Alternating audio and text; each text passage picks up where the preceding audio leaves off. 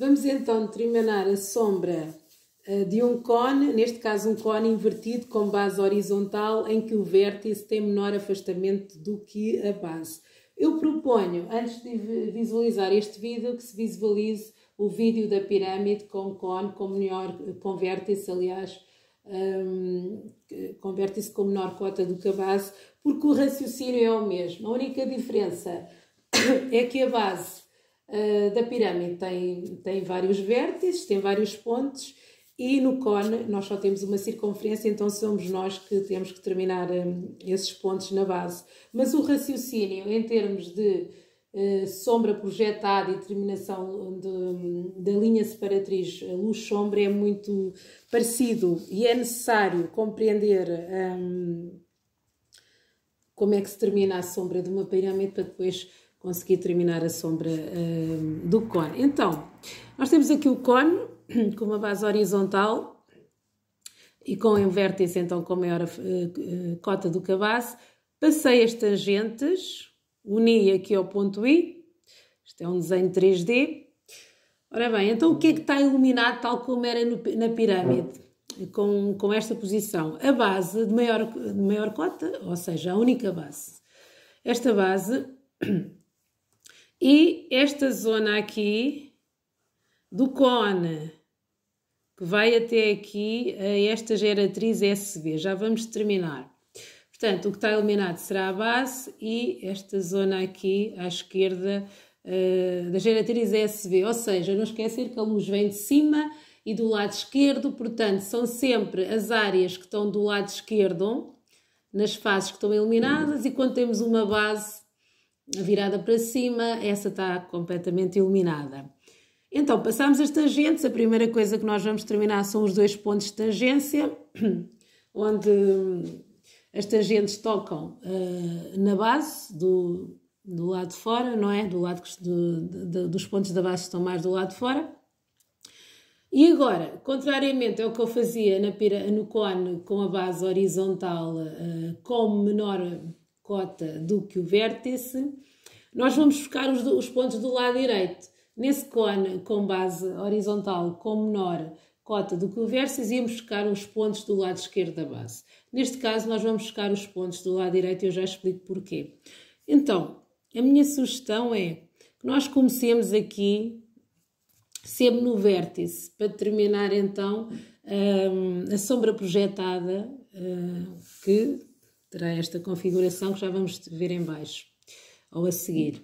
Portanto, nós começamos sempre no vértice e subimos aqui por um destes dois pontos das tangentes, aqui onde eles tocam, toquei aqui, as tangentes têm um ponto R, a segunda tangente tocou aqui, tem um ponto S. Então, este é o esquema como eu fiz na pirâmide para terminarmos então a sombra projetada. Portanto, aqui, V, R, eu subo aqui, portanto o V e o R vão fazer parte da sombra projetada, portanto este ponto e este.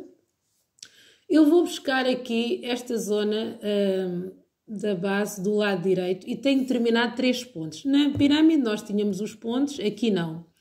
Temos de terminar 3 pontos aleatórios, podem terminar com cerca de 1 cêntimo de distância de cada um. E, como sempre, quando encontro o segundo ponto onde passa a segunda tangente, aliás, indo um bocadinho atrás, isto é então o passo 2. Portanto, quando terminamos os 3 pontos aqui na base, eu tenho A, B, C. Agora sim, quando encontro aqui o segundo ponto aqui da tangente, que é o ponto S, nós descemos nessa geratriz e eu tenho a face 3. Agora os alunos perguntam, então mas se a base está iluminada, estes pontos também não deveriam ser? Deviam, só que nós vamos ver aqui em baixo.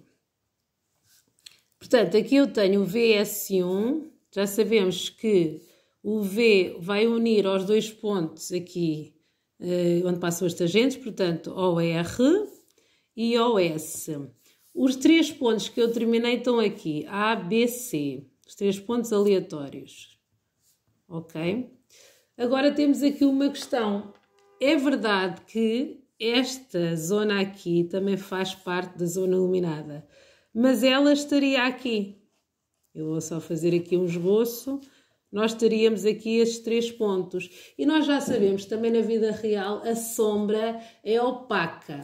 Eu dou sempre um exemplo. Por exemplo, se nós tivéssemos... A nossa sombra é opaca quando se reflete no chão. Ou se nós tivéssemos um cinto, nós também não iríamos visualizar esse cinto no chão, na projeção do chão, porque a nossa sombra é opaca. Portanto, por isso é que nós não colocamos estes pontos aqui, porque realmente não se vão ver. E na sombra projetada, o que nos interessa é a linha que limita a nossa sombra. Portanto, são estes pontos aqui. Só para terminar, já sabíamos que íamos fazer o grafismo com régua e esquadro da sombra projetada, que faz 45 graus em cima e em baixo.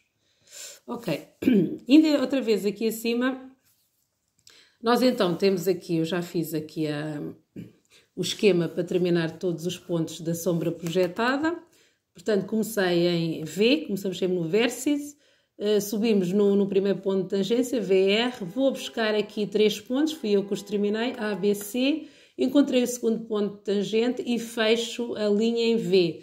Portanto, aqui a linha separatriz luz-sombra seria V, subi em R, terminei 3 pontos, A, B, C, encontrei o S, e fecho a linha em V. Falta aqui o V. E aqui, à semelhança que também já fiz noutros exercícios, tenho aqui então esta linha à vermelha, a nossa linha separatriz luz-sombra, que é a nossa sombra projetada. Aqui também com o esquema, portanto, VR, talvez visualize melhor. Depois termino então aqui 3 pontos na base. Tenho aqui a etapa número 2. Tenho aqui a etapa número 2, encontro o ponto S e fecho a linha em V e tenho aqui a etapa número 3.